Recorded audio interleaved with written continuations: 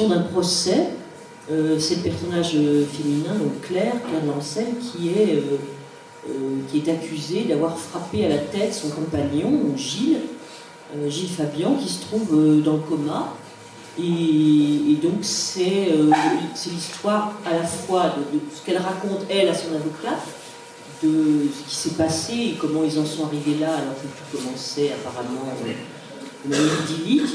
Et puis le procès avec les témoins, les différents témoignages de gens qui n'ont pas forcément la même vision de l'histoire. Et voilà, donc j'ai voulu jouer à la fois sur le côté enquête policière, enfin roman de procès, thriller, et puis c'est aussi une réflexion sur l'amour et sur la difficulté d'aimer et d'être aimé. Et alors, donc, il se trouve que cette héroïne, enfin le personnage central de votre livre, est écrivaine, et Frédéric, tu as quelque chose à poser là-dessus. Moi, j'ai la chaise la plus épouvantable qui existait, c'est-à-dire que je vais passer à travers. Laisse-la. Tiens. Je ne vais pas le dire. Enfin, je ne vais pas la donner à quelqu'un.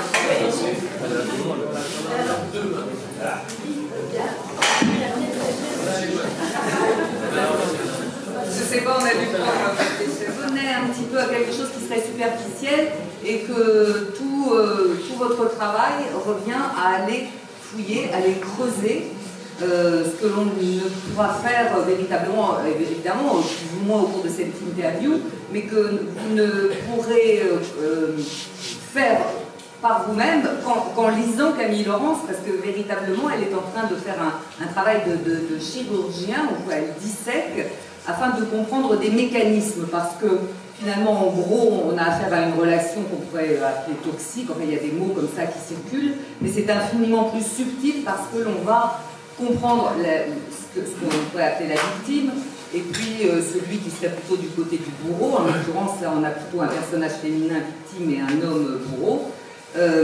Mais ce travail est véritablement un travail de dissection. Voilà. Donc nous revenons un petit peu à la surface des choses pour vous en parler. Et je voudrais que nous pensions tout de suite à ce que l'on a appelé l'autofiction. On va évacuer on va immédiatement envisager cela. Et j'ai trouvé quand même chez Dubrovsky, parce que c'est celui qui a employé ce terme en premier, j'imagine, et qu'on parle beaucoup de romans d'autofiction à l'heure actuelle, et qu'on a aussi tendance à dire, bon, l'autofiction, ça suffit, et c'est pas tout à fait ça. On est là et pas là, donc je vais vous donner la parole, bien sûr, mais j'ai beaucoup aimé cette formule, avoir confié le langage de Dubrovsky, donc, avoir confié le langage d'une aventure à l'aventure du langage. Ça, je trouve que c'est très beau. Et je voudrais que vous nous disiez comment vous réagissez quand on vous parle d'autofiction. Oui, j'aime beaucoup cette définition de Dubrovsky. Effectivement, c'est lui qui a inventé le mot en 1977, je crois, et depuis, il a fait florès ce mot.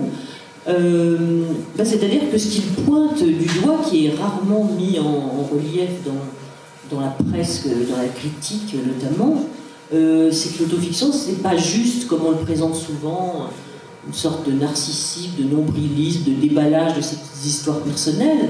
C'est même, quand c'est ça, ça n'est pas digne d'être appelé autofiction. L'autofiction, c'est d'abord un travail de la langue, effectivement, c'est d'abord l'aventure du langage. Et par exemple, dans ce roman, moi, je me suis beaucoup penchée sur les dialogues, parce que la façon dont la toxicité de la relation s'installe, finalement, ne passe que par des signes très ténus. La violence psychologique, contrairement à la violence physique, évidemment, ne laisse pas de traces visibles. Et donc, c'est dans la façon de parler à l'autre, de lui répondre, d'instiller le doute, de lui enlever la confiance en lui, que tout cela s'installe.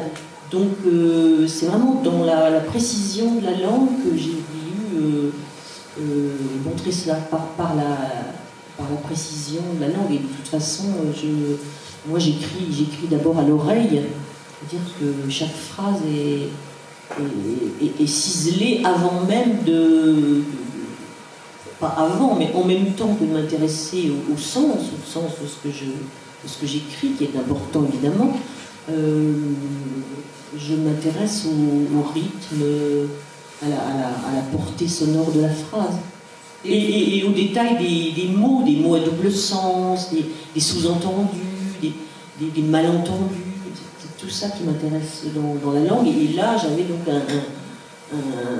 des personnages de choix, puisqu'en fin de compte, la promesse qui est un acte de langage, on dit quelque chose, on fait une promesse, un serment, et ensuite, eh bien, c'est par le langage que tout ça est détruit.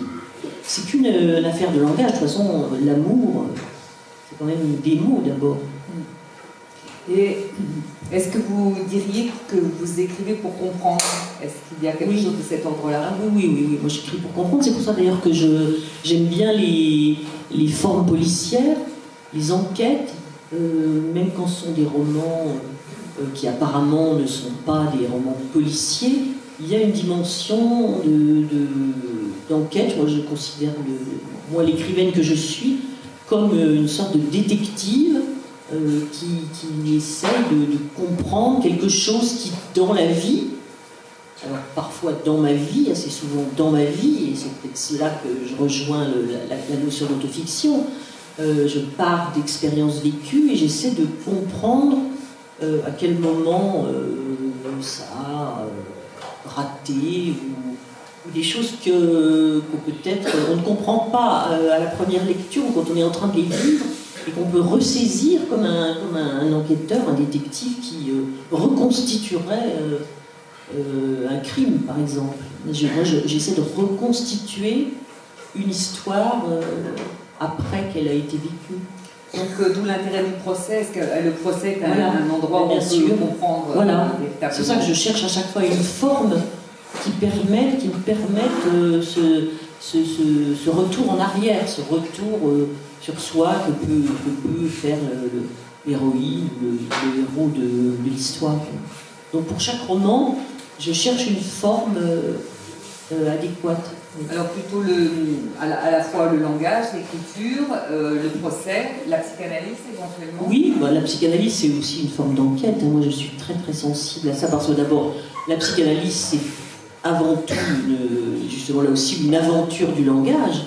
La psychanalyse c'est traiter, soigner, comprendre par l'expression orale, par le langage. Donc je pense qu'un écrivain ne peut pas ne pas s'intéresser à la psychanalyse.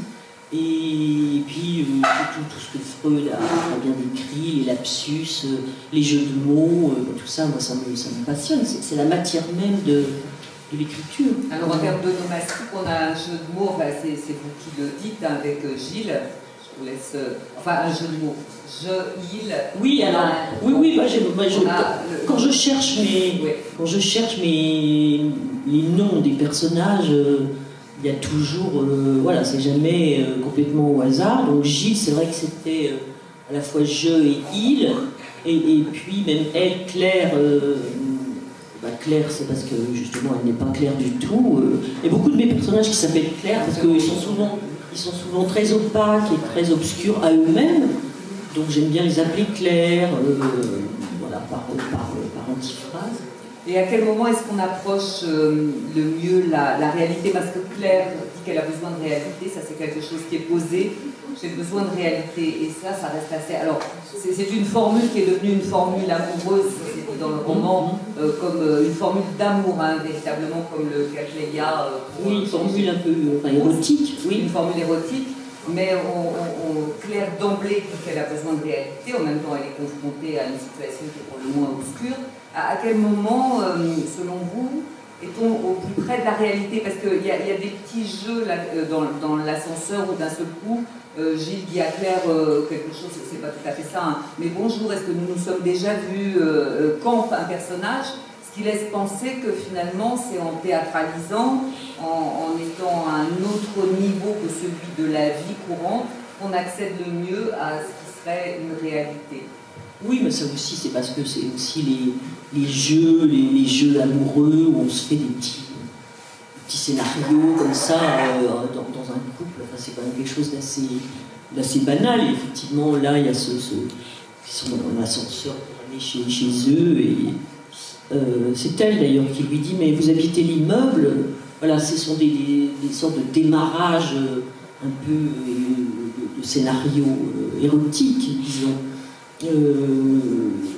Mais maintenant, c'est aussi une façon de dire qu'il y a toujours du théâtre, donc de l'apparence, de l'illusion, du jeu. Alors le jeu, c'est formidable dans les relations amoureuses, mais là, c'est aussi, finalement, qu'on est toujours sur une scène et que à un moment arrive l'envers du décor.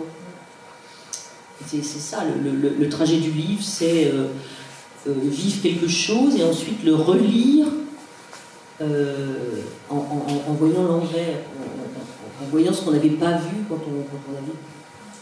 Donc les coulisses, le théâtre vu d'un autre point de vue. On va revenir à l'histoire pour être au plus près de cette histoire de ta promesse. Claire, elle cesse, donc comme on vous a dit, c'est déjà, Camille vient de le dire, il y a une relation toxique et puis c'est une forme d'enquête, de procès. Et elle ne cesse, au départ, de raconter à son avocate à quel point elle a eu une histoire amoureuse qui était lumineuse. Elle le vit comme ça et on se dit, on le lit, on se dit: mais pourquoi tu fais ça? Tu te mets vraiment dans une situation compliquée, tu ne facilites pas ta défense.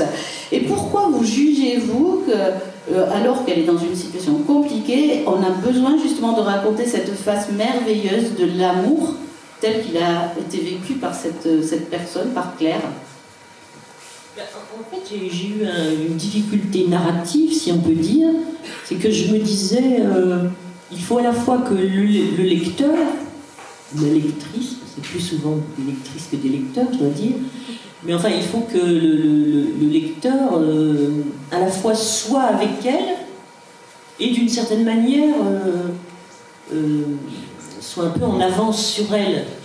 Il faut à la fois qu'il soit embarqué comme elle l'a été dans son histoire d'amour, donc qu'il y ait quelque chose d'idyllique, de merveilleux, et qu'en même temps le lecteur, lui, puisse se dire avant elle, il y a quand même des petits signes, les red flags, comme on dit maintenant. Voilà, il y a des petits signaux d'alerte.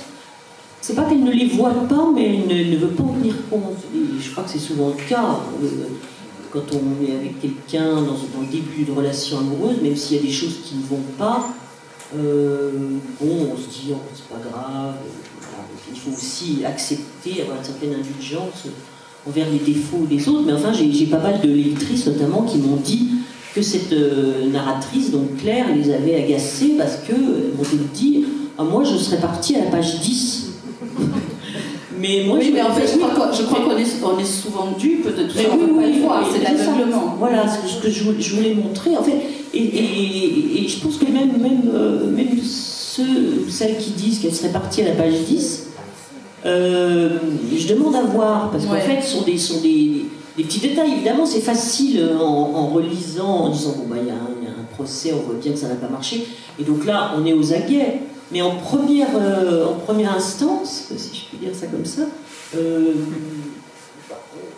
on est assez indulgente pour les petites choses qui ne vont pas. Mm-hmm. Et donc ta promesse, on l'évoque, c'est un contrat entre lui et elle et lui. C'est lui d'ailleurs qui dit, c'est Gilles qui détermine ce contrat dès le départ.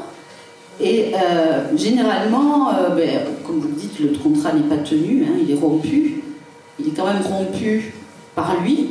Et on a toujours cette idée de dire que finalement, dans les histoires d'amour qui finissent mal, les torts sont toujours réciproques.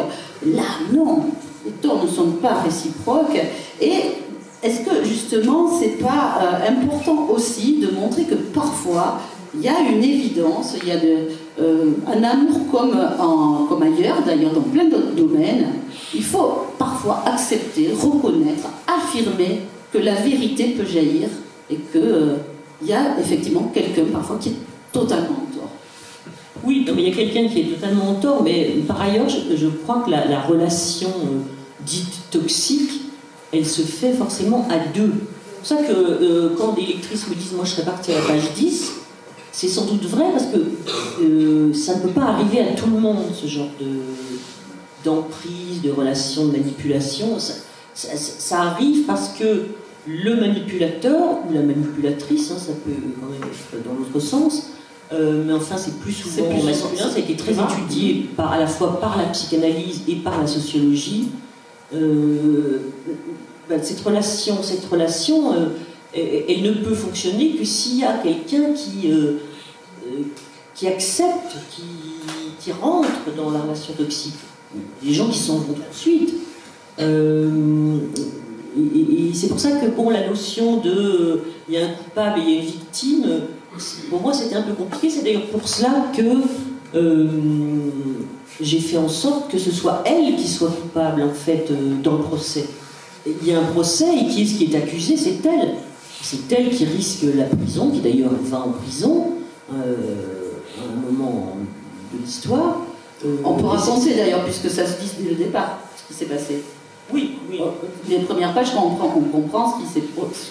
On sait que c'est elle qui l'a frappé, donc c'est elle qui est accusée de tentative de meurtre. Enfin, on ne sait pas d'ailleurs si c'est avec préméditation ou pas. Donc déjà, elle est coupable. Donc ce qui m'intéressait, c'était de montrer qu'en fait, celle qui a l'air coupable l'est plutôt moins que celui qui a l'air victime. Et ça, c'est très vrai dans la réalité de la justice, parce que depuis que ce livre est paru, j'ai eu beaucoup de réactions d'avocats qui m'ont dit que c'était très souvent difficile de prouver les violences psychologiques et que très souvent, les victimes étaient accusées, notamment par leurs conjoints, mais aussi dans le domaine professionnel, parce que les relations toxiques, là je l'ai étudié dans le couple parce que c'est ce qui m'intéressait davantage, mais ça existe dans les relations professionnelles, les relations de hiérarchie toxique, de manipulation, et c'est très difficile de prouver qu'il y a du harcèlement, qu'il y a de la manipulation. Donc, c'était toujours dans l'idée d'aller au-delà des apparences et de l'illusion qu'on peut avoir de ce qu'est la vérité. La vérité n'est pas toujours ce qu'elle semble être. Oui, tout à fait. Et à propos de cette histoire de bourreau et de victime, parce que c'est vrai que tout le monde ne restera pas auprès d'un homme. Il y a des gens qui sont très épargnés par cela, donc c'est toujours très intéressant de se poser la question de la victime et de sa responsabilité dans l'histoire. Est-ce que la victime qu'il a est une femme claire, très avertie, c'est-à-dire d'abord il y a les petits couacs dont on a parlé, tout de suite elle voit ce qui pourrait éventuellement poser problème. Elle sait qu'il y a un comportement avec une femme qui la précède qui semble ne pas être... elle soupçonne immédiatement que finalement l'homme n'est pas juste quand il parle de son ex-compagne. Donc elle a tous les éléments là pour faire la lumière sur ce qui se passe, sur ce qui va se passer. Est-ce que c'est pas aussi parce que, moi je m'interroge beaucoup sur ce principe de victime, parce que justement il faut y aller pour en savoir plus, pour être une exploratrice, pour finalement mieux comprendre les mécanismes, peut-être en toute puissance aussi, il y a une forme de toute puissance, pensant que l'on va faire mieux, réussir à... il y a l'idée de remettre les pieds là où ça a fait mal, donc qui est assez fréquent. Cette Claire, elle est celle qui voit tout de suite en réalité, alors que lui est complètement aveuglé, c'est-à-dire que lui ne voit pas grand-chose. Alors, se posera peut-être la question, ça c'est est-ce que lui comprend ce ce qui se passe. Ça, c'est l'éternel questionnement, je crois. C'est mystérieux. Ça reste mystérieux.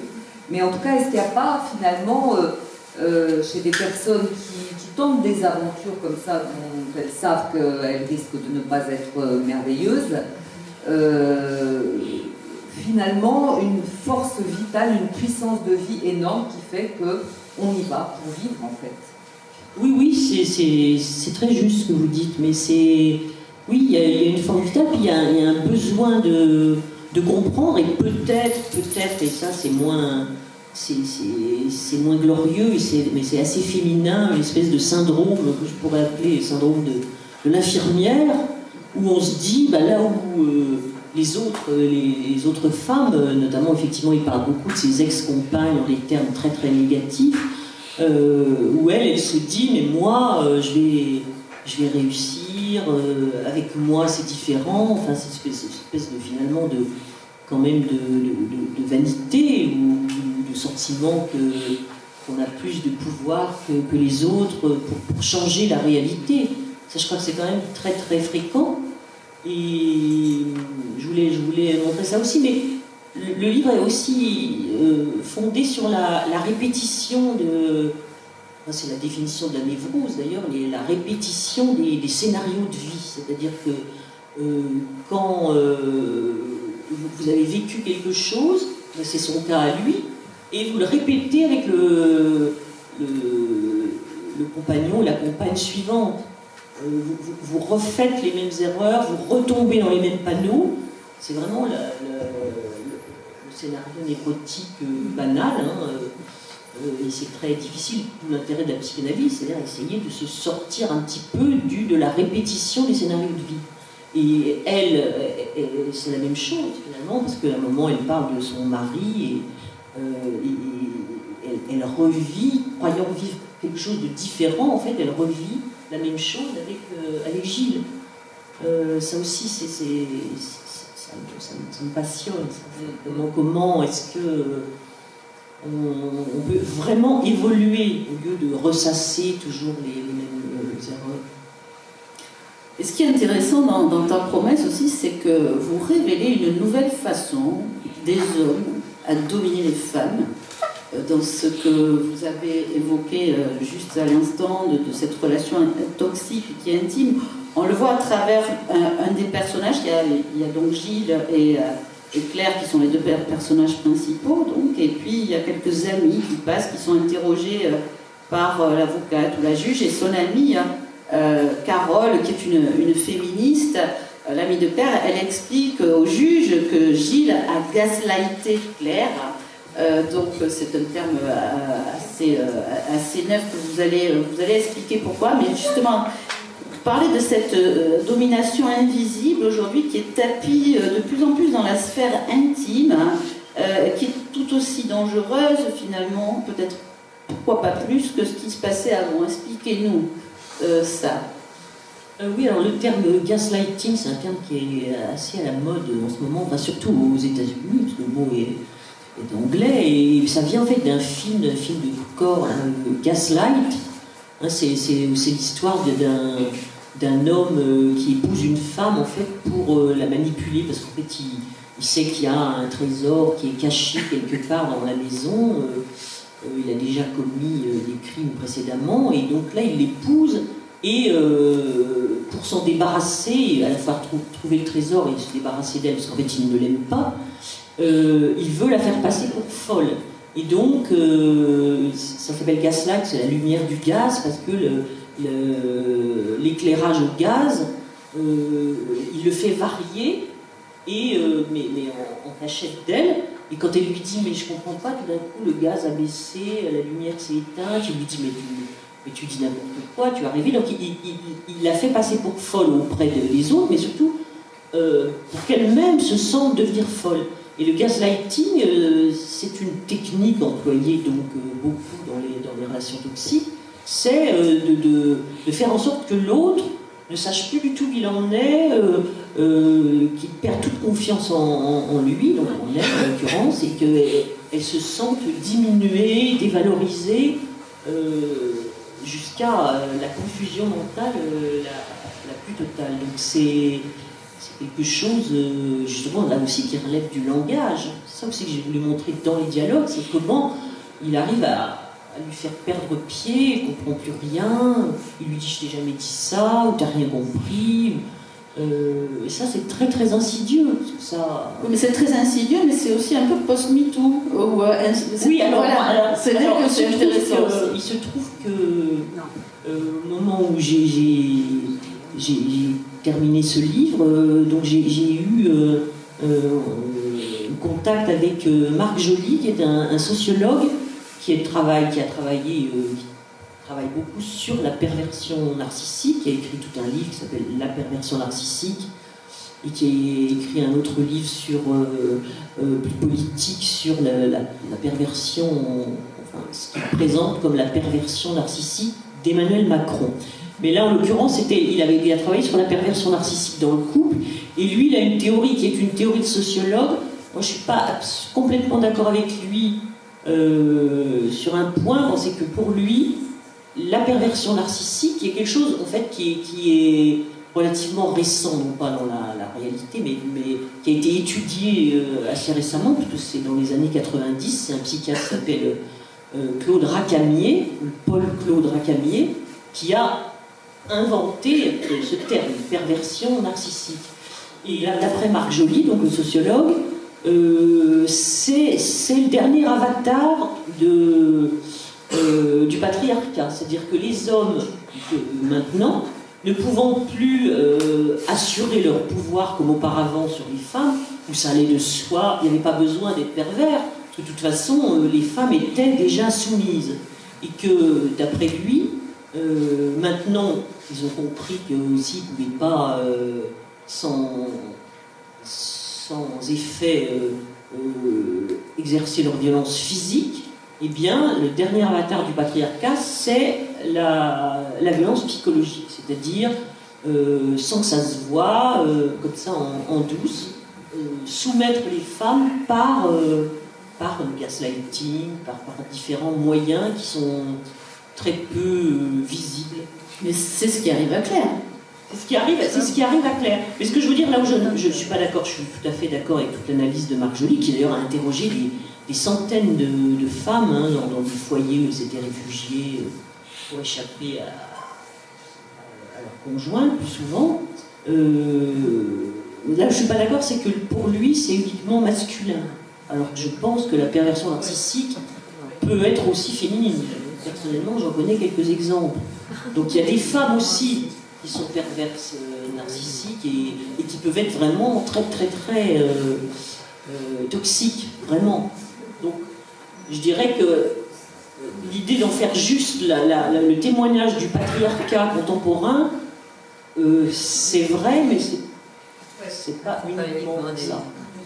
Oui, mais il y a peut-être un malentendu et qui fait qu'on a tendance à penser que la perversion narcissique est plutôt du côté des hommes. Donc malentendu entre les hommes et les femmes, mais dont finalement tout le monde est responsable, c'est cette histoire de mère qui est évoquée. Alors à travers Romain Gary, on a tous aimé La promesse de l'aube, enfin, j'imagine, et cet amour fou donné par la mère, par le fils, enfin... Et là, on a un personnage, Carole, qui est assez lucide, c'est plutôt dans sa bouche après, et qui dit « Mais foutez-nous la paix avec vos mères, parce que le malentendu, il est là. » Je vais lire quelques lignes. « Avec l'amour maternel, la vie nous a fait, à l'aube, une promesse qu'elle ne tient jamais. » C'est bien la promesse faite par Romain Gary, enfin dans le roman, bien sûr, la promesse de l'aube. Et nanana, et nananère, les femmes ne sont pas là pour tenir les promesses des mères, qu'on se le dise. On est obligé ensuite de manger froid jusqu'à la fin de nos jours. Oh les pauvres bichons, c'est triste, mais nous ne sommes pas sur terre pour que vous mangiez chaud toute votre vie. On n'a pas envie de rester à la cuisine, on a d'autres projets. Allez vous faire cuire un œuf, grandissez jusqu'à pouvoir attraper vous-même la casserole en haut du placard. D'ailleurs, les mères ne vous ont rien promis, vous avez rêvé. Elles ne sont pas au courant de l'existence d'une promesse. Est-ce qu'on leur a promis quelque chose à elles? Beaucoup, parce que là...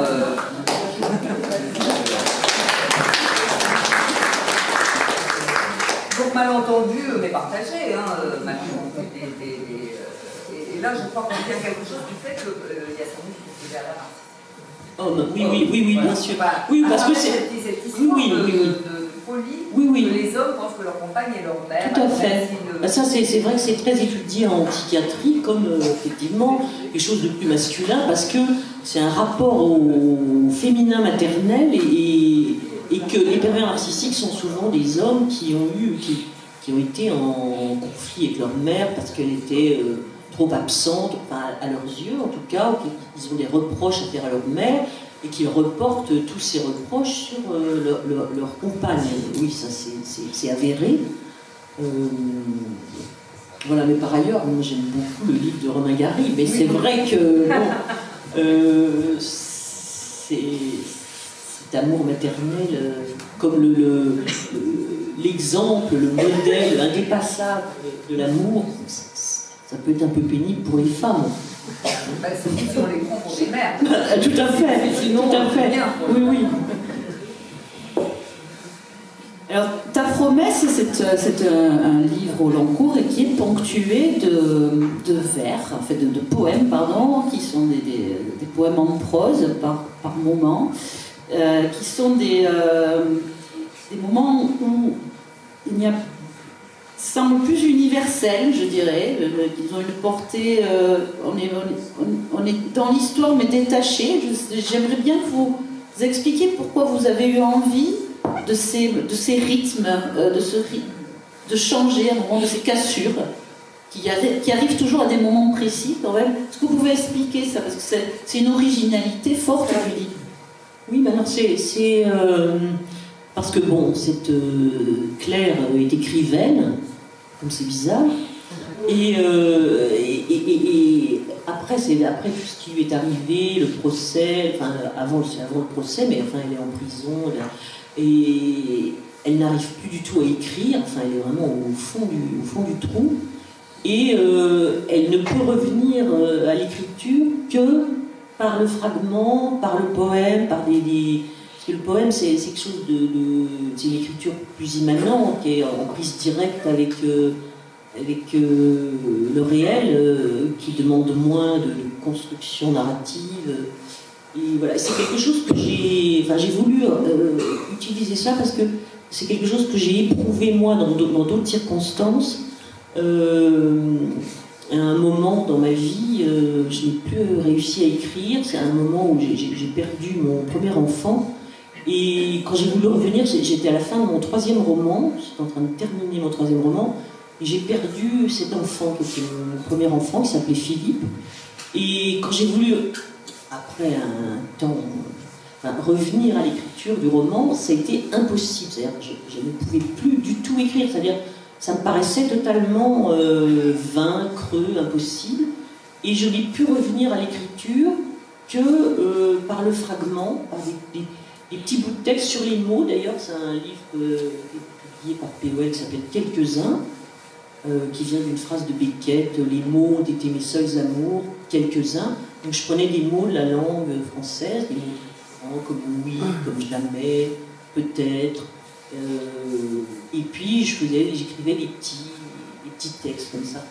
Et j'avais envie de montrer ça dans le texte, c'est-à-dire de montrer que parfois on peut pas écrire. Le roman, c'est une telle ampleur, c'est une telle charge d'énergie, d'émotion, que parfois, quand on est complètement écrasé par le réel, on ne peut revenir à l'écriture que par des formes fragmentées. Et c'est ça que j'ai voulu exprimer, parce qu'elle se trouve pour d'autres raisons dans cette situation-là.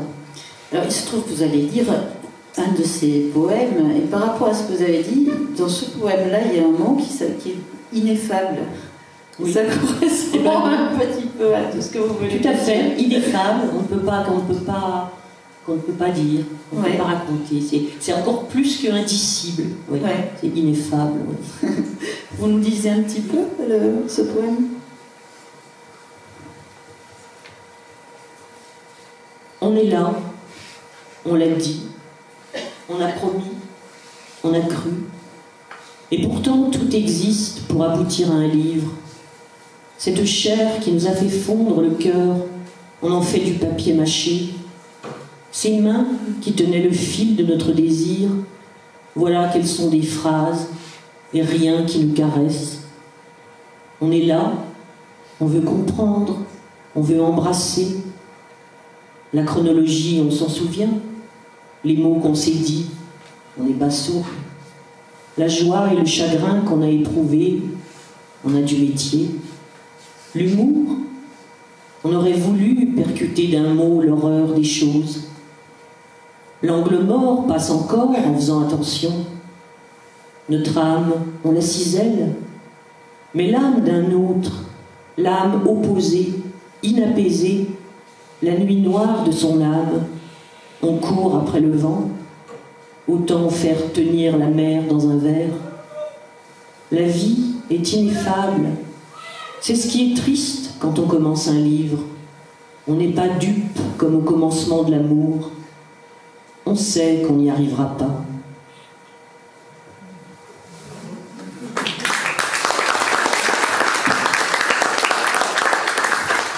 À propos de la littérature renforcée, alors c'est un peu contraire à ce qu'on disait précédemment, qu'on allait pouvoir essayer de comprendre grâce à la littérature, mais vous mettez Faulkner en exergue, et il dit « La littérature ne sert pas à mieux voir ». Oh, je vais citer en entier, parce que écrire, c'est comme craquer une allumette au cœur de la nuit, en plein milieu d'un bois. Ce que vous comprenez alors, c'est combien il y a d'obscurité partout. La littérature ne sert pas à mieux voir, elle sert seulement à mieux mesurer l'épaisseur de l'ombre. Et donc, on n'y arrivera pas. Non, mais c'est déjà pas mal quand même, la petite allumette dans le noir. Non, mais voilà. C'est une merveilleuse citation. Enfin, vraiment, je pense que l'essentiel de la littérature est là. C'est-à-dire qu'on ne fait pas la lumière, on n'a pas la vérité avec un grand V, mais on a une petite prescience qu'il y a beaucoup d'opacité, beaucoup d'ombre, mais aussi un petit peu de lumière quand même. Ne serait-ce que pour voir cette ombre. Et donc, on regarde l'antidote au chagrin. Oui, c'est ça, c'est-à-dire que finalement, bon, moi quand je l'ai lu, je suis quand même derrière Claire, hein, et puis j'espère. Et elle ne tient pas non plus sa promesse, et elle se sauve comment? Parce que la promesse qu'elle fait, on peut le dire ou pas? Oui, elle arrive un peu tard dans le roman, alors bon, on peut garder bon. le... En tout cas, elle se sauve, Claire, par le fait qu'elle se remet à écrire. Et justement, est-ce que écrire, c'est l'antidote au chagrin? Écrire ou lire, je dirais, ce soir, parce que nous sommes là, je crois, tous aimant les livres, et donc, moi, c'est écrire et lire. Les deux ont toujours été lire. Vraiment, je lis depuis la petite enfance, enfin, depuis que je sais lire. Et c'est d'ailleurs comme ça que j'ai commencé à écrire. C'est parce que lire, c'était tellement merveilleux pour moi. À un moment, je me suis dit, et si je pouvais, moi, provoquer cela chez des lecteurs. Et voilà, mais ça sauve, enfin, ça sauve. Disons que ça met à distance. C'est Marguerite Duras qui disait la seule façon de se sortir d'une histoire personnelle, c'est de l'écrire. Et donc il y a quand même, puisque je parle toujours d'expériences vécues, même si là elles sont très fictionnalisées, retravaillées, mais l'écriture, oui, c'est une façon de transposer. C'est Proust aussi qui dit ça très bien, qu'en fait, d'abord il y a le chagrin, et puis ensuite il y a la transformation en un livre. On parle du livre intérieur. Nous avons tous un livre intérieur qui est fait de toutes nos émotions, de tout ce que nous avons ressenti, de bien ou de moins bien, des émotions devant un paysage, des histoires d'amour, de la souffrance. C'est notre livre intérieur. Chacun en a un qui est imprimé en lui. Et quand on est écrivain, eh bien, ce livre intérieur, on l'exprime. Voilà, c'est la seule différence entre les écrivains et les autres, c'est que les écrivains expriment leur livre intérieur et ça devient un livre extérieur, un livre que tout le monde peut lire. Mais c'est ça le travail de l'écrivain pour moi. Et c'est pour ça que j'aime l'autofiction, c'est que c'est vraiment l'expression du livre intérieur.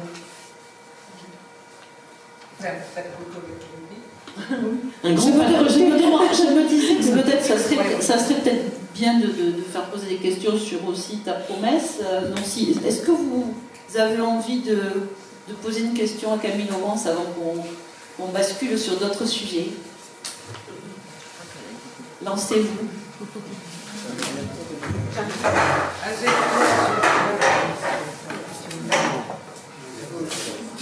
Oui, madame, je suis un peu désespéré parce que je ne vous ai jamais lu. Et donc, je vais commencer. Alors, j'avais 2 questions à vous poser.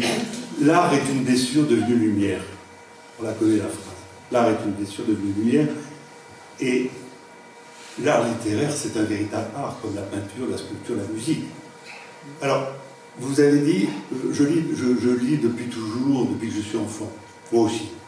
Parce que ma mère était une grande lectrice. Et comment, qu'est-ce qui se passe? Oui, d'autres mères, votre soeur est là, alors elle est obligée de se manifester. Elle était une grande lectrice et elle nous a donné ce goût de la lecture. Moi, mon premier livre, c'est Klosterman, Le Grand Cirque. Ensuite, c'est Stefan Zweig, 24 heures de la vie d'une femme. Bon, alors après ça, bon, peu importe. Mais ce que je vais vous dire, comment vous... j'ai 2 questions à vous poser. La première, c'est comment vous êtes arrivé à se dire, tiens, maintenant, je lis beaucoup et maintenant je vais écrire. Pourquoi, comment, jusqu'où? Comment vous avez fait ça? Parce que c'est comme la page blanche, elle existe, enfin ça c'est un autre problème, mais il faut raconter une histoire, il faut raconter une bonne histoire, il faut raconter une très bonne histoire. Alors comment vous avez fait, vous, pour arriver là? C'est passionnant, parce que moi je ne connais pas beaucoup d'écrivains, à part vous ce soir, mais et j'en suis très content d'ailleurs, ni les cinéastes, j'aimerais bien rencontrer les cinéastes aussi.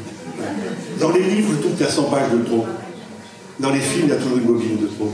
Et ça, c'est le bavardage dans les livres. Oh, attention, bien sûr que non. Dans Le Petit Prince, il n'y a pas 100 pages de trop. Bien sûr. Je dis souvent, il y a toujours quand même des livres. C'est honnête. Bon, mais comment vous avez fait? Vous racontez-nous un petit peu pour écrire quel est le premier livre, pourquoi vous aviez quel âge? Je ne sais pas, ça c'est intéressant. Deuxième chose, vous êtes une ambassadrice de la langue française. Vous êtes une ambassadrice de la langue française parce que la langue française se détériore.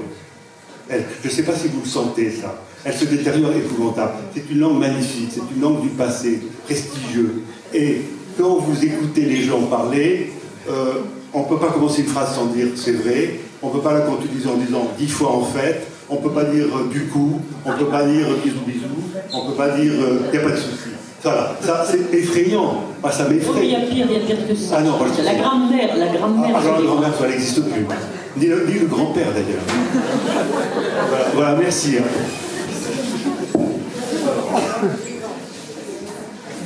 J'arrive à me souvenir, votre première question, c'était comment? Oui, comment j'étais venue? Ah ben oui, ça serait un peu long à expliquer.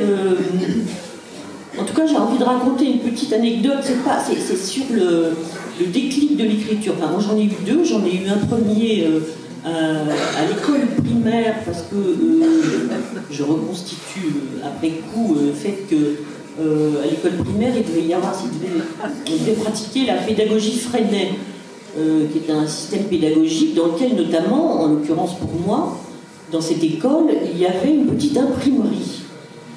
Et quand on avait bien travaillé, qu'on était en avance dans son travail à l'école, on pouvait aller sur cette, évidemment, une imprimerie à l'ancienne avec des petits caractères métalliques, lettre par lettre, et on pouvait composer son texte. Et donc, moi, comme j'étais très bonne élève, j'avais souvent fini avant les autres, et j'allais composer. Alors, je me souviens plus ce que j'écrivais, c'était peut-être des petits vers de Mirliton, comme on peut écrire quand on a 10 ans. Mais ça m'avait fasciné parce qu'après on ancrait et puis on tournait la manivelle et on avait une feuille qui sortait avec ce qu'on avait écrit. Et je crois que là c'est vraiment la fascination du texte imprimé. Je me suis dit mais c'est merveilleux, on peut écrire quelque chose qui qui ne s'efface pas. Vous savez, les paroles s'envolent, les écrits restent. Et là, c'était écrit noir sur blanc, littéralement. Donc ça, c'est mon premier souvenir très marquant du passage à l'écrit. Et puis, alors, il y a une autre chose, c'est vraiment une anecdote, mais quand j'étais enfant, c'est même avant l'épisode que je vous raconte, là, j'allais en colonie de vacances et j'étais très très triste. Je voulais ma maman, moi aussi. Hein. Il n'y a pas que les garçons qui veulent leur maman. Et donc, je ne savais pas encore écrire, donc j'avais 5 ans. Et il y avait une monitrice qui prenait en dictée les lettres, parce qu'à l'époque on envoyait des lettres, il n'y avait pas les téléphones portables, on envoyait des lettres aux parents une fois par semaine. Et donc j'ai dicté une carte postale pour ma mère en lui disant maman, viens me chercher, c'est horrible, je pleure toute la journée, je ne peux pas rester là, c'est terrible. Puis bon, ma mère n'est jamais venue me chercher, je suis restée 1 mois dans cette colonie, je me souviens très bien. Et des années plus tard, en fouillant chez moi dans un tiroir, j'ai trouvé cette carte postale que j'ai reconnue, parce qu'il y avait une vache dessus. J'étais en colonie dans les alpages. Et je lis cette carte postale et je vois ma chère maman, je m'amuse beaucoup, on mange bien, j'ai plein de copines. C'est-à-dire que la monitrice, pour ne pas inquiéter mes parents, avait écrit tout à fait autre chose. Et là, je me suis dit, quand tu as quelque chose à dire, il faut que tu l'écrives toi-même. Voilà. C'est comme ça que je suis devenue écrivaine, vous voyez, je crois vraiment. C'est vrai, j'ai un souvenir très très précis. Là aussi, de la manipulation, du mensonge, vous voyez, je me suis dit, il faut que je ne laisse personne écrire à ma place. Voilà. Après, bon, ça serait vraiment trop long à expliquer, mais j'ai commencé par des formes très courtes, parce que j'avais un autre épisode névrotique, c'est que quand j'arrivais, j'étais comme un peintre devant sa toile, j'avais une 20aine d'années, je faisais des études de lettres, et j'ai commencé, je voulais écrire, mais quand j'arrivais en bas de la page, vous voyez, le format A4, là, la page blanche, comme vous disiez, ben, quand j'arrivais en bas de la page, il fallait que le texte que j'avais écrit soit fini. Je ne pouvais pas tourner la page pour aller écrire une page 2. Alors, quand vous voulez écrire un roman, c'est embêtant, parce que tout le roman tienne sur une page format A4. Et donc, c'est là que j'ai commencé, c'est pour ça que mes premiers romans suivent l'alphabet. Je me suis dit, bah, peut-être que si je commence par un chapitre qui commence par la lettre A, bah, après il y aura la lettre B, puis la lettre C, et comme ça va dérouler l'écriture. Et c'est ce que j'ai fait, et ça a marché, vous voyez, ce sont des... Voilà. Donc j'ai commencé à écrire, c'était quand même compliqué. Mais bon, après je ne me suis plus arrêtée. Tourner la page, vous voyez, on l'entend aussi à tous les sens du terme. C'est littéralement, matériellement, mais aussi passer à autre chose. Et votre deuxième question? Dégradation de la langue. Oui, ah ben, la dégradation, là je suis hyper sensible à tout ça, je l'entends. Et je l'entends, je sais pas, quand j'entends à la radio, à la télévision, des gens très très haut placés hein, en politique, ou même dans les milieux intellectuels qui font de grosses fautes de grammaire. Je sais bien qu'on peut tous en faire à l'oral, hein, mais quand même des vraies fautes de syntaxe, ça me fait violence, réellement. Oui, ça c'est quelque chose de très difficile. Qu'est-ce qu'il faut faire? Bah ça c'est à l'école, hein, c'est à l'école, mais vous savez, j'ai raconté, c'était à la grande librairie, j'ai raconté un épisode quand j'étais prof, j'étais en train d'expliquer un texte, c'était une classe de 4e, un collège, donc c'était au début de ma carrière, et j'expliquais le mot volubile, donc j'écrivais au tableau la définition du mot volubile, puis je me retourne et je vois que personne ne prenait de notes, aucun élève ne notait sur son cahier. Je leur dis, enfin, pourquoi vous ne notez pas? Et là, une des élèves m'a dit, mais madame, c'est pas la peine de noter, ce mot-là, on ne l'emploiera jamais, c'est de la langue de riche. Et donc, là, vraiment, là j'ai pris conscience, ben oui, mais parce qu'ils avaient déjà intériorisé ce sentiment que ce mot un peu compliqué pour eux, un mot qu'ils ne connaissaient pas, qu'ils n'employaient pas, qu'ils n'entendaient jamais autour d'eux, qui était dans un texte littéraire, c'était pas un mot, ils n'avaient pas besoin de ce mot, parce que... et donc, je pense que ça, c'est fondamental que les jeunes, dès l'école, comprennent que la langue, c'est leur trésor, et que ce trésor est à tout le monde, et que mieux on sait parler, mieux on s'en sort dans la vie, ça c'est évident. Je ne parle même pas des diplômes, des écoles, de réussir professionnellement, mais dans sa vie personnelle, de pouvoir s'exprimer au mieux, au plus juste de ce qu'on ressent, je crois que c'est une clé de la réussite individuelle. Et c'est ça qu'il faudrait arriver à faire comprendre aux enfants dès le plus jeune âge. Est-ce qu'on prend une autre question ou on passe peut-être qu'il y a une seule, il y a quelqu'un qui a envie de poser une question à Camille Laurence? Je parle fort, vous inquiétez pas. Est-ce que vous avez été loin des procès du coup pour alimenter, je ne sais pas les bâtons non plus, encore, mais comme je vois que c'est sur le procès, par exemple, j'étais avocat aussi avant, donc c'est très particulier, tous les processus, ça va m'intéresser beaucoup pour voir comment vous l'avez retranscrit et ressenti.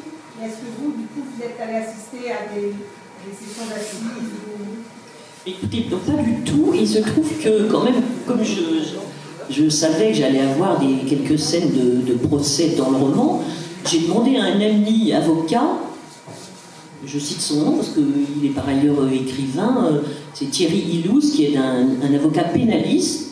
Et donc je lui ai dit, mais comment ça se passe, un procès?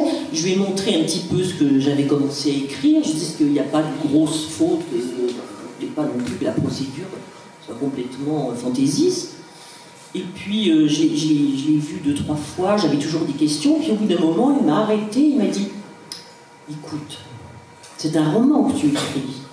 Tu fais ce que tu veux. donc je ne crois pas que le procès soit très réaliste. Ça m'a, au début, ça a un petit peu contrarié, parce que je me suis dit, mais quand même, je voudrais avoir quelque chose de juste. Mais après coup, finalement, il n'avait pas tort. Voilà. Je pense qu'il y a des choses, je n'en sais rien, parce que finalement il ne m'a jamais dit, même après avoir lu le livre, il ne m'a jamais dit si c'était complètement farfelu.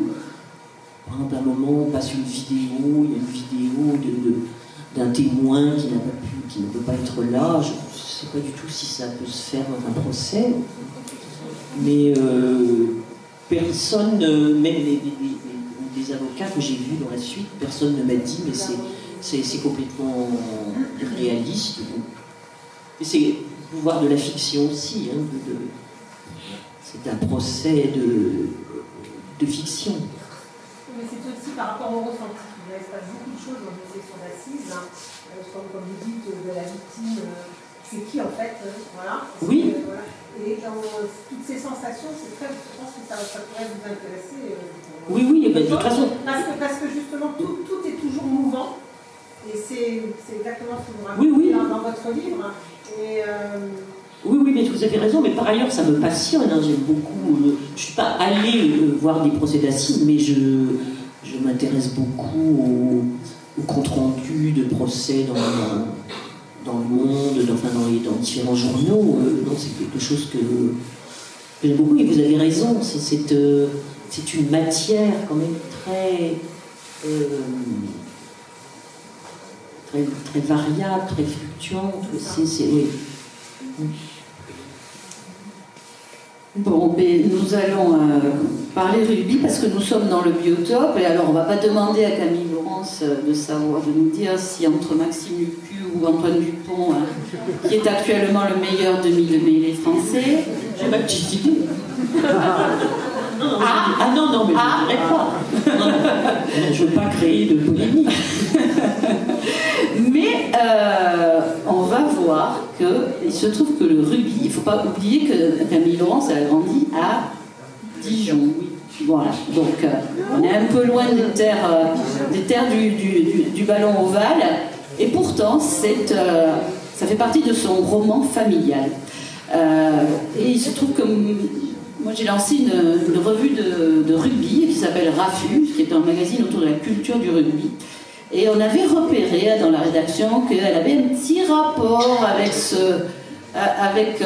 jeu. Et donc, on lui avait demandé si elle pouvait nous raconter cette histoire. Et je vous avoue que quand on a reçu ce texte, on était 5 à ce moment-là dans cette rédaction. On était hyper émus parce qu'on s'est même dit bon, Blondin à côté bullshit, quoi. Donc, on va raconter, Camille, racontez-nous tout part dans cette histoire d'une photographie et d'un homme qui se nomme Marcel Besson. Allez, oui, qui a son nom encore dans beaucoup d'anthologies, enfin de livres sur le rugby. Donc c'est mon grand-père maternel.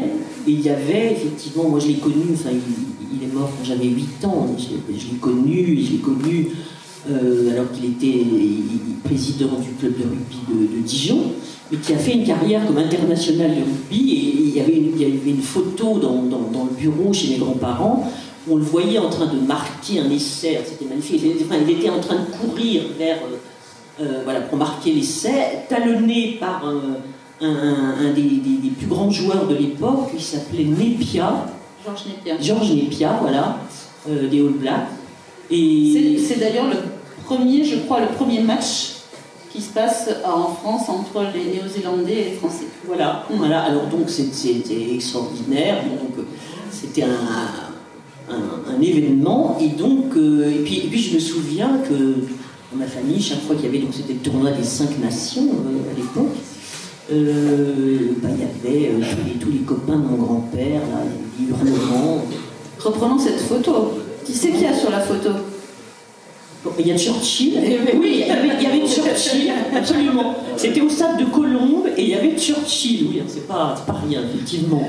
Donc c'est devenu une espèce de mythe. En fait, il y a une mise en abîme, c'est-à-dire que le photographe prend Churchill. Voilà. En train de regarder le match. C'est ça. Voilà. Mais moi, ce que je vois, c'est mon grand-père. Qui part à l'essai. Oui, c'est ça. Parce qu'il est. Et donc, effectivement, à cette époque-là, le grand joueur néo-zélandais s'appelle Georges Nepia. Oui, c'est vraiment une star. Voilà, une star. Et il arrive et il part à l'essai, donc devant Churchill qui est venu jauger et les Français et les Néo-Zélandais. Voilà. Et donc, c'est à ce moment-là que vous êtes mis à vivre dans cet exploit de votre grand-père, de Marcel, qui devient un héros familial. Et vous avez donc assimilé le rugby aux exploits d'Achille au pied, chanté par Homère. Et vous avez associé donc ces gens à celle de votre grand-père. Et donc, je reprends un passage, j'aimerais que vous le lisiez si ça ne vous dérange pas. Voilà, racontez, dites ce que vous avez éprouvé face à cette photo et face à l'histoire de votre grand-père. Les Français et les Néo-Zélandais, c'était les Grecs et les Troyens. Je ne sais pas pourquoi je mets la phrase au passé d'ailleurs, car mon imagination est intacte. Quand je regarde un match de rugby, et plus encore lorsque l'action est montrée au ralenti, décomposant chaque mouvement, tous les joueurs sont des héros à mes yeux, même les adversaires. Ils ne s'appellent pas Dupont, Wilkinson, Mako ou Lomu. Ils ont des sandales ailées comme Hermès, le dieu véloce. Ils s'élèvent dans les airs grâce à l'ascenseur fabriqué à la hâte par leurs coéquipiers. Ils volent, ils règnent.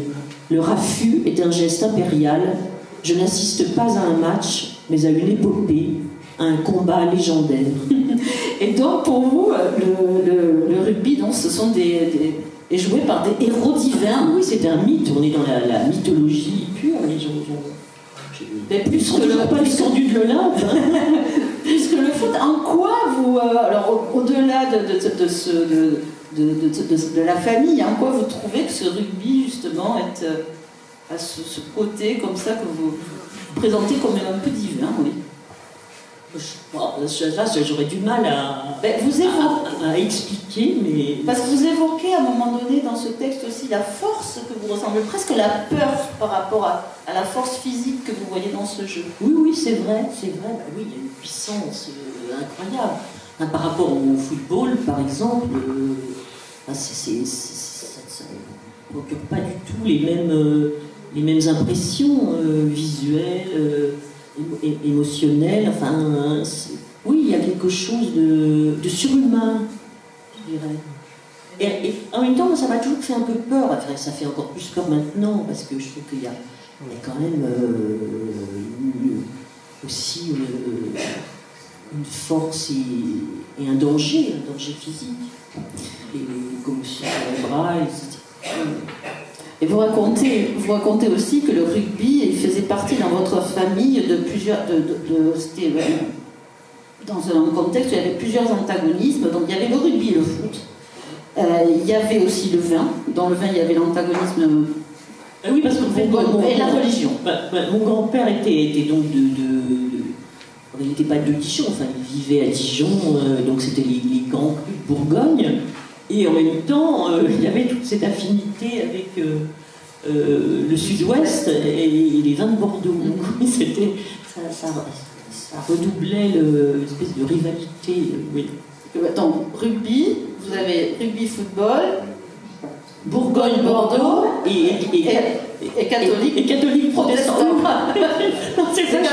C'est drôle. Oui, c'est vrai.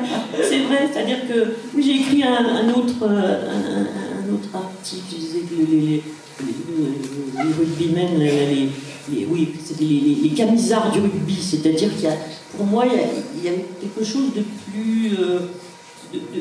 plus éthique, de plus moral dans le rugby. De plus austère, peut-être austère, voilà, quelque chose de protestant. Si je devais faire un parallèle, puisque mon père, alors là, du côté de mon père, ils étaient protestants, et donc quelque chose comme ça d'une rigueur. Dans l'abnégation. Oui, voilà. De plus. De plus rigoureux. Et vous dites autre chose aussi dans ce texte, c'est que si ça vous plaît, c'est parce que vous êtes évidemment attaché au mot. Et vous avez trouvé dans le champ lexical du rugby des termes qui rappellent la relation amoureuse et aussi la vie quotidienne, mais la relation amoureuse aussi. Parce que, est-ce que vous vous souvenez ou pas? Je me souviens de se faire plaquer. Et oui. Mais oui, se faire plaquer. Je me souviens d'un rêve que j'ai fait à un moment, voilà, de se faire plaquer. Je me suis dit, mais ça, c'est le rugby en fait. Ouais. Et puis avoir une touche aussi. Avoir une touche, absolument. Mais oui. Et puis transformer l'essai. Ça, c'est quand même le mieux. C'est le mieux pour transformer l'essai. Et puis, vous dites aussi que c'est le sentiment de la puissance d'agir et de la liberté. En quoi vous sentiez, jeune, enfant, vous voyez cette forme de liberté dans ce jeu? L'audace. Mais c'est toujours... Oui, mais parce que c'est toujours l'image de mon grand-père, presque des ailes aux pieds, en train de passer. Vraiment, la photo était prise... on ne pouvait pas la rattraper. Et même donc, le fameux Olympia là, était presque sidéré. Là, voilà, personne n'avait jamais passé comme ça. Donc, c'est échappé. Pour moi, c'est une image de la liberté. Rien ne peut l'arrêter. Oui, j'ai vu qu'il y avait une publicité là, pour le rugby féminin. On n'arrête pas, rien n'arrête. Le rugby féminin, ouais. Rien n'arrête le rugby. Alors à propos de transformer l'essai, moi j'ai un pont qui va se faire avec Bourrigaud. Vous avez encore une forme suffisante pour regarder des images, parce que comme Camille aime la danse, enfin d'ailleurs Claire a fait de la danse par défaut, mais il y a de la danse. Bon voilà, c'était un petit peu ce lien qui a pu être fait. Vous avez des remarques à faire, vous, sur ces ponts-là, la danse d'aujourd'hui, des questions à poser à Camille Oui. Des questions supplémentaires. Je n'ai pas lu le livre. Vous entendez? Je n'ai pas encore lu votre livre, je n'en connais que le titre. Je suis sensible aussi, comme vous l'êtes, je suis sensible aux mots. Et dans le titre, vous avez utilisé le possessif « ta ». Et je me demandais, quand il s'agit de promesses, c'est vrai qu'il y a un émetteur, un récepteur, et est-ce que la promesse, c'est uniquement l'émetteur qui l'a fait? Est-ce que celui qui la reçoit, d'une certaine façon, est-ce qu'il y contribue un peu? Alors je voulais vous demander, pourquoi ta? Oui, je voulais rendre assez mystérieux ce titre, justement, plutôt que de l'appeler La Promesse, ce livre. D'abord, le titre était déjà pris. Et Ta Promesse, parce qu'en fait, on ne sait pas bien à qui elle s'adresse. Et il y a plusieurs destinataires. Il faudrait que vous lisiez le livre. Il y a d'autres personnes, notamment de son entourage familial, à qui elle peut dire « Et ta promesse ?» Qu'as-tu fait de ta promesse? Donc c'était cela l'idée, mais bien sûr que la promesse c'est réciproque, et c'est cela d'ailleurs qui est au cœur du livre. Mais peut-être que quand on fait une promesse, d'une certaine manière, c'est qu'on pense qu'elle ne va pas être tenue. Enfin, c'est-à-dire que sinon, si on était sûr, on n'aurait pas besoin de promettre. Il y a quelque chose comme une inquiétude dans le fait de demander à l'autre de promettre, ou de promettre soi-même. C'est que déjà, il y a un petit peu le verre dans le fruit. C'est bien comme Il y a une très belle phrase, la fidélité est une promesse tenue. La fidélité est une promesse tenue. Je ne sais pas qui c'est, je viens de la lire il n'y a pas très longtemps. La fidélité est une promesse tenue. Bon. Voilà, je le lis 3 fois. Bon. Camille vous allez signer là quelques... Alors, donc je pense que vous pouvez aller la retrouver, on va s'arrêter là et la remercier infiniment.